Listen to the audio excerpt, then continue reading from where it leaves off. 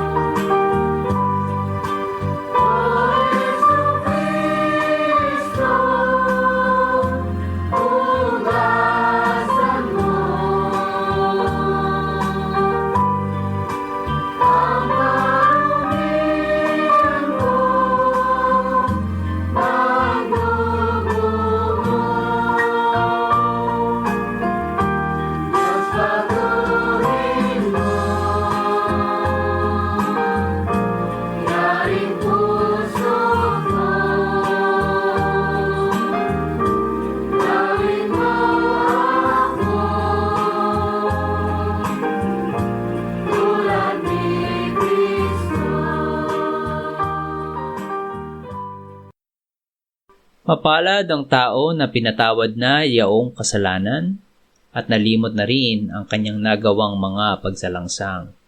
Mapalad ang taong sa harap ng Panginoon ay di na pinararatangan ng kasalanan, dahilan sa siya ay hindi nanlilinlang. Nung hindi ko pa naipapahayag yaring kasalanan, sa buong maghapon ako'y nananangis sa matinding lumbay.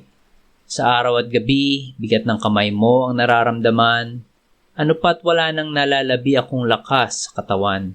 Hamog ang kaparis na dagling na tuyo sa sikat ng araw. Ako ay lumapit sa iyong harapan at salay inamin. Ang aking nagawang mga pagsalansang di ko inilihim.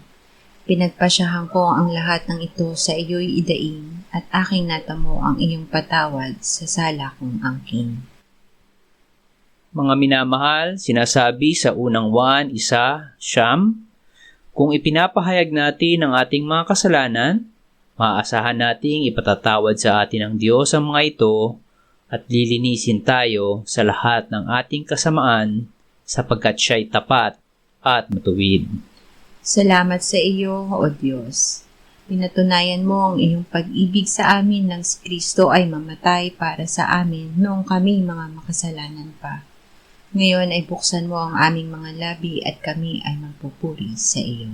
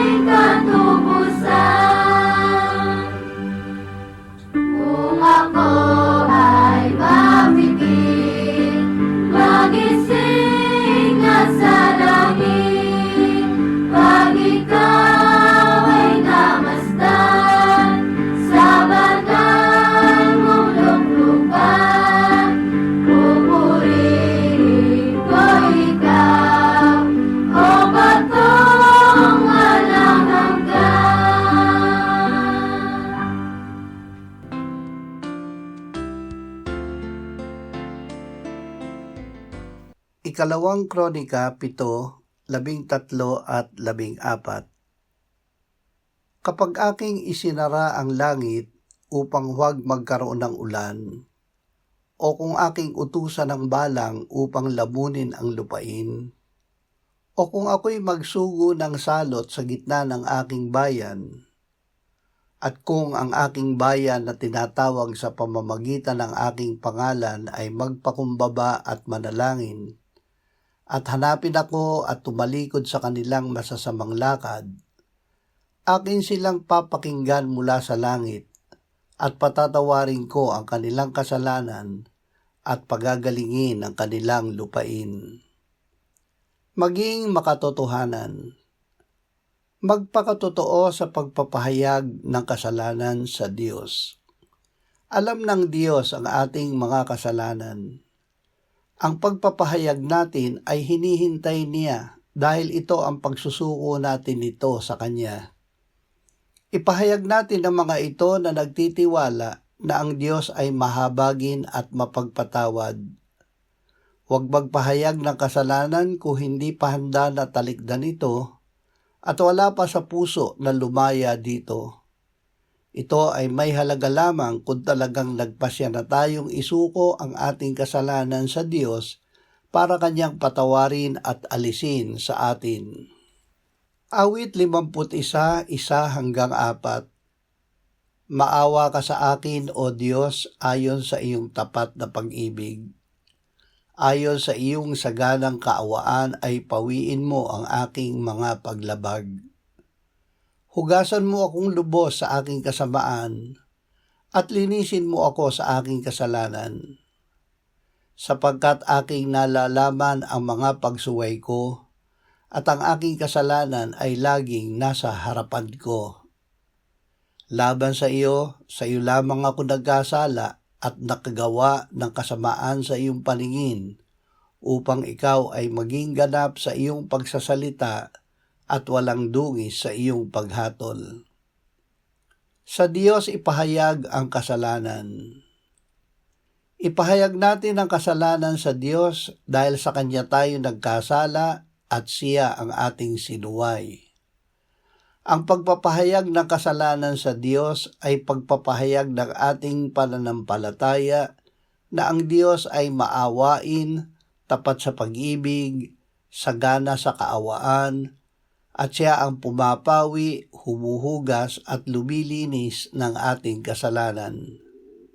Tunay na ang hatol at parusa sa kasalanan ay kamatayan, ngunit pinatunayan ng Diyos ang Kanyang pag-ibig sa atin nang si Kristo ay namatay para sa atin noong tayo ay makasalanan pa. Humingi tayo ng patawad na nananalig sa tapat na pag-ibig ng Diyos. Unang Juan 1:7-2. Ngunit kung tayo lumalakad sa liwanag na tulad niya na nasa liwanag, may pakikisama tayo sa isa't isa at ang dugo ni Jesus na Kanyang anak ang lumilinis sa atin sa lahat ng kasalanan. Kung sinasabi nating tayo'y walang kasalanan, dinadaya natin ang ating sarili at ang katotohanan ay wala sa atin. Kung ipinahahayag natin ang ating mga kasalanan, Siya ay tapat at banal na magpapatawad sa ating mga kasalanan at tayo'y lilinisin sa lahat ng kalikuan. Kung sinasabi nating tayo'y hindi nagkasala, ginagawa natin siyang sinungaling at ang Kanyang salita ay wala sa atin. Mga munti kong anak, ang mga bagay na ito ay isinusulat ko sa inyo upang kayo'y huwag magkasala. Ngunit kung ang sino man ay magkasala, tayo ay may tagapagtanggol sa harap ng Ama, si Jesucristo na Siyang matuwid. Siya ang kabayaran para sa ating mga kasalanan at hindi lamang para sa atin, kundi para din sa kasalanan ng buong sanlibutan. Si Jesus ang naglilinis ng ating kasalanan. Ang patunay na namumuhay tayo na may pakikisama sa Diyos ay ang liwanag na isinisilay niya para makita at aminin natin kung tayo ay makagawa ng kasalanan. Sa pagpapahayag ng ating kasalanan ay pinatatawad tayo ng Diyos at nililinis sa lahat ng kasalanan sa pamamagitan ng dugo ni Jesus. Si Jesus ang ating tagapagtanggol sa harap ng Ama. Siya ang matuwid na handog na ibinigay ng Ama na kabayaran sa ating kasalanan. Juan 1:29 hanggang 34. Kinabukasan, nakita ni Juan si Jesus na lumalapit sa kanya at kanyang sinabi, "Narito ang kordero ng Diyos na nag-aalis ng kasalanan ng sanlibutan." Siya yaong aking sinasabi, kasunod ko'y dumarating ang isang lalaki na higit pa sa akin, sapagkat siya'y nauna sa akin. Hindi ko siya nakilala, dahil dito'y naparito ako na nagbabautismo sa tubig upang siya'y mahayag sa Israel. Nagpatotoo si Juan. Nakita ko ang Espiritu na bumababang tulad sa isang kalapati na buhat sa langit at dumapo sa kanya. Hindi ko siya nakilala, subalit ang nagsugo sa akin upang magbautismo sa tubig ay nagsabi sa akin, "Ang makita mong babaan ng Espiritu at manatili sa kanya ay siya ang nagbabautismo sa Espiritu Santo." Aking nakita at pinatotohanan kong ito ang anak ng Diyos. Si Jesus ang kordero ng Diyos. Ang Panginoong Jesus ang kordero ng Diyos na nag-aalis ng kasalanan ng sanlibutan.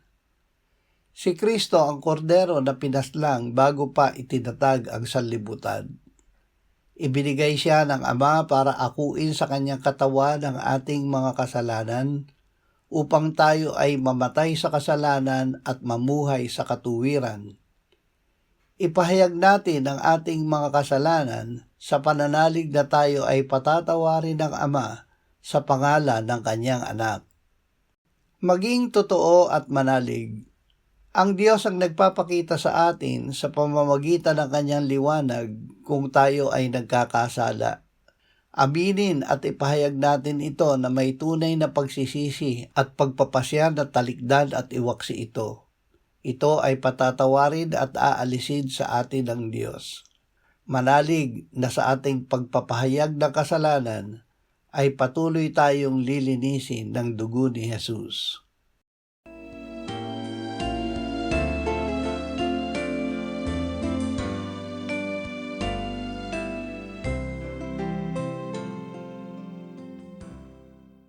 Manalangin tayo. Panginoong Hesus, sinabi mo, "Malibang kainin ninyo ang laman ng anak ng tao at inumin ang kanyang dugo, kayo ay walang buhay sa inyo. Ang sino mang kumakain ng aking laman at umiinom ng aking dugo ay may buhay na walang hanggan, at akin siyang muling bubuhayin sa huling araw. Sapagkat ang aking laman ay tunay na pagkain at ang aking dugo ay tunay na inumin. Siya na kumakain ng aking laman at umiinom ng aking dugo ay nananahan sa akin at ako sa kanya. Kung paanong buhay ang Ama na nagsugo sa akin at ako ay nabubuhay sa pamamagitan ng Ama, gayon din siya na kumakain sa akin, siya man ay mabubuhay sa pamamagitan ko." Panginoong Hesus, aming tagapagligtas, tinatanggap ka namin sa oras na ito bilang aming tinapay ng buhay. Tinatanggap namin ang iyong katawan na ipinako sa krus, namatay, inilibing, binuhay na muli, at iniakyat ng Ama sa kanyang kanan sa langit bilang aming tunay na pagkain. Tinatanggap namin ang iyong dugo na nabuhos sa ikapagpapatawad ng aming kasalanan bilang aming tunay na inumin. Manahan at mabuhay ka sa amin upang kami ay mamuhay sa pamamagitan mo kung paanong ikaw ay namuhay sa pamamagitan ng Ama.